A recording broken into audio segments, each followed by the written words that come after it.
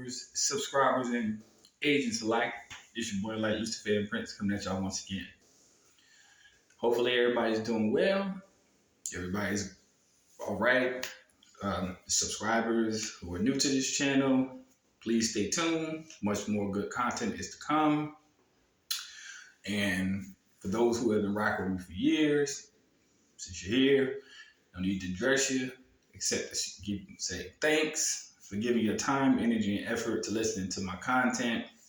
And agents, fuck off. Oops, I didn't get my disclaimer before I said that. If you're watching this video around children, due to YouTube guideline policy, my videos are not for children. So, that being said, it is what it is. You're rocking with the little ones around you. Please tell them. Skedaddle. Okay. What this video is going to be addressing is a very significant problem, I think, that a lot of people have overlooked in this country for a very long time. And I address this to the Melenated. And the title of this video is going to be The Social Decline of the Melanated Community. To the Melanated. So if you're not melanated, it's all right for you to stay and listen, because this is a hard analysis on the idea of what people describe as melanated, Negro, African American, whatever title they wish to put. And those people who have done their adequate research and have done their due diligence and study know that we're the only diaspora of people who have went through so many socioeconomic terminologies, from indigenous American to Native American to Black to Negro to African American, back to Black, then to African American. It just changes so often, so frequently. So one title we have never really attired and dressed ourselves in is attribution of saying melanated. So wrong when you say that nowadays. Well, you get my drift if you know where I'm going with this. But the social decline is one that I have seen over 3 decades of my existence, that it has drastically changed. It has totally drastically changed, down to the point where it's just hurling itself into chaos. And the reason why I say this is because, irrespective of whatever we knew outside forces were trying to do to our community, we would already have a fail-safe in our community to keep it together. And some people be like, well, they disagree with church. I mean, I look at the communal sense, not in the religious sense of it all. I'm from Newark, New Jersey, so it wasn't really the church thing. You know what I'm saying? With me, it was more the mosque. You know what I'm saying? That's something you can't break. I wish a person would mess with the mosque in Newark, Detroit, anywhere that's of a mass melanated populace. That can't break that. I'm sorry. And that was the fail-safe. Merchants providing for themselves, multiple wives, whatever the case may be, according to their tradition. It is what it is. They stuck to their guns and they didn't worry about outside sources, and that's the truth. But going back to my general point, I think that majority of the people, I know that majority of people in this culture today swallow the toxicity and swallow the poison of the commercial mainstream media, social media, education, which is virtually erased, and the music, everything that you could possibly think of that is negative, that is not manufactured by melanated people, but is propagated by melanated people. But we know from the unseen hand how that comes into the culture. We know that. Now, there are some people who are against it, but those people who are against it, such as myself, they silence you by shadow banning you, or just basically telling people not to pay attention to you at all, because the truth is never popular. But this truth is, this has been going on for eons. This has been going on for eons. This is not some 450-year-old narrative that they keep wanting you to spew. This has been going on for thousands of years. This has been going on for thousands of years. Thousands. However, they're hyperactive now in ramping up and putting the social clamps on the melanated community because, as Dr. Francis Cress Welsing said, fear of genetic annihilation. That's what it all boils down to. It is a fear of no longer remaining in a position to control, to manipulate, nor to lie to a community of people who are aware of who they really are. Prime example. I'm going to use this as a prime example. Everybody's buzzing about the Kanye West and Kyrie Irving. That's fine. Those are just few people. However, if they had any real significant impact on not just their opinion, because this is a society and a culture people are hypersensitive, but if they had any impact as such as the Panthers, if they had any such impact as Malcolm, the real one, if they had any such impact politically, it'd be a whole different story. We already know how those stories ended. If they had any impact like Nina Simone, if they had any impact like Shirley Chisholm, if they had any impact like Medgar Evers, if they had any impact as any of these names aforementioned, it would be a totally different story. But because of them being controlled by the unseen hand in things, yes, they're going to trigger people. They're going to trigger a lot of people. And those people who are providing for them are like this. Hold on, that wasn't in the contract.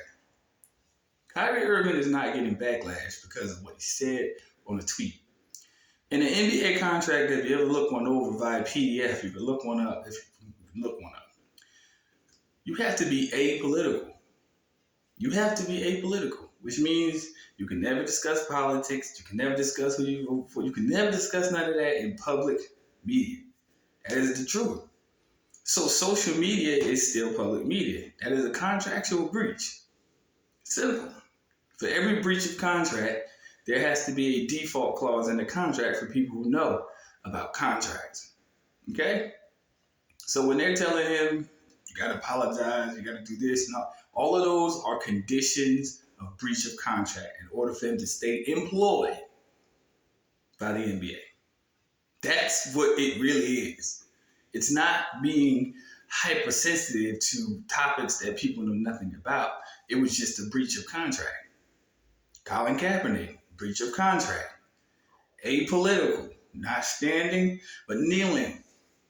Apolitical is in the NFL contract. But did he have to go through the extent that they wanted them to go through? No. Because one thing is for sure and two things for certain. They're making people aware of the reality of who they are. There has never been, except for few exceptions, except for our brothers and sisters of the Hispanic and the melanated community, whatever they wish to designate themselves by is cool. But culture has always been something that has always been kept alive by someone who was a historian or someone who was a priestess or someone who was a priest, someone who kept it strong. Oh, they still exist. They still exist. It's just that in this westernized society, the toxicity level of consumption of the poison is ruining the infrastructure of the melanated community. Let me tell you why. Growing up, when I was headed into my adolescence, into my teens, just like to go outside, have fun, play football, real football, no pads. girls double dutch, yada, yada, yada. Good summertime fun, good clean fun. No violence. And if it was, it wasn't happening to us. It was happening between other people we knew nothing about. We read about it in the paper the next day. And the only switches we ever knew about was the ones that our parents used on us when we did something bad. Not today. 14, 15-year, well, we're going to go lower than that. 13, 14, and 15-year-olds are going to jail in 2022, well, from 2020 to 2022, at an accelerated rate at 410%. When I was 15, we heard of jail, but we was like, nah, we good. we good. And it just comes to show you that with the rise of social media, how easy the toxicity can just permeate the minds of young children. We didn't have social media. We had AOL and dial-up modem and house phone that all of us used to fight over. Not today. Now that people have access to accounts and they buy their children phones at an early age. I didn't have my first cell phone until I was 17. That's that. And I had to buy it myself. But long story short, the saturation of the toxic nature that has been widely spread amongst the populace, and they're attacking the kids. The adults aren't really a concern no more because majority of them, they're getting older and they're losing positions of influence, and most of them have reached retirement age where they can't be that active no more. So people like myself, the middle child, this is why I do what I do on my channel, because I have the courage to say the things that other people won't want to say because they fear reprisal saying the truth. So that's why I do what I do. But the younger generation, I'm telling you right now, with few exceptions, on a wide scale, will make it. But the larger majority, the new prison population in jail today, on a male statistical perspective, is 25 and under. Because if people were in prison, I'm 34. If they were in prison while I was growing up, you know what they look like? They're either old men in wheelchairs or they're dead. Which was a systematic design to do exactly what it's doing today. We ain't going to even call it school to prison pipeline no more. Can't even call it that. That's a misnomer. Females, the modesty is out the window. It was a time where my sister, my oldest sister, she used to try to go out the house wearing certain stuff. Couldn't do it. Not today. It's not like that. See what I'm saying? So if you remove the core elements of a moral diaspora of people, take the morals away. You replace it with what? Filth. I've seen so much change, and I'm glad to make it to this age. Proud. And I did it with divine protection. Still standing here. But they want to disintegrate further and further. As time goes on, you'll see it get worse. And that's unfortunate because it's so little platforms and incentives out here for people to understand that the children are the future. You know what I'm saying? And when you destroy that and you take morals away from the future, you don't have one. And that's in less than 15 minutes. If you want to read more on this topic for your own study to develop your proper understanding of why these things are happening to melanated people, read a book called The Destruction of the Black Civilization. And you will see how far back this really goes. You've always had an inherent enemy because it's not physical. It's a spiritual thing. And when you go back to how far this has taken place, you think they're going to let up today? You think they're going to stop today? This did not go back to the 1800s. It goes back way further than that. Way further. So stop believing in the rhetoric that we are the 13%. How you going to be 13% from 1960 all the way up until 2023? The numbers don't change? Man, it's a motherfucking lie. A motherfucking lie. And as they say, the devil is a motherfucking liar.